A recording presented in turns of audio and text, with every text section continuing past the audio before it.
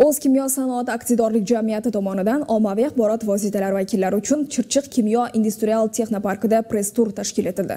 Unda jurnalist va blogerlar texnopark hududida amalga oshirilgan bir qator sanoat loyihalari bilan yaqindan tanishib, ularning faoliyati, ishlab chiqarilayotgan mahsulotlari haqida batafsil ma'lumotlarga ega bo'ldilar. Tafsilotlar muxbirimiz Zilola Hakimjonova lavhasidan o'rin olgan.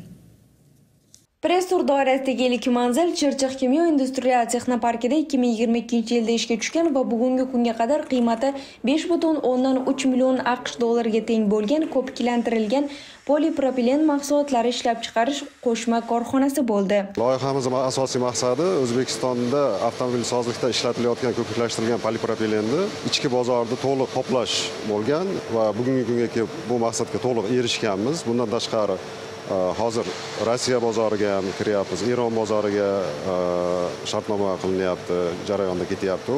Bizning navbatdagi manzilimiz maishiy va avtomobil kimyoviy mahsulotlarini ishlab chiqarish korxonasi bo'ldi. Bu yerda hozirgi kunga qadar 80 nafar xodim ishlab keladi. Ta'kidlanishicha, ushbu korxonada ishlab chiqarilayotgan maishiy tozalash vositalari va avtomobil kimyoviy mahsulotlari bugungi kunda nafaqat ichki bozorga, balki qator xorijiy davlatlarga ham eksport qilinadi. Press-tur davomida ishtirokchilar texnoparkdagi yana bir qator loyihalar faoliyati bilan ham yaqindan tanishdilar. Chirchiq kimyo industrial texnoparkida bugungi kunda jami 25 ta loyiha amalga oshirgan bo'lib, ularning umumiy qiymati 100 million AQSh dollariga yaqin.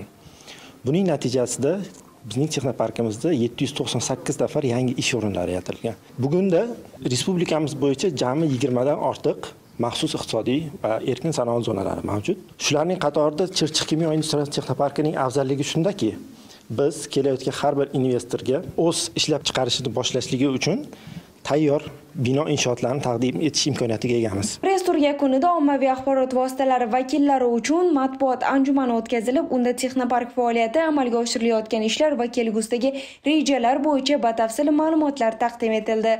Zilola Hakimjonova, Doniyor Akbarov, Hudud informatsion dasturi uchun.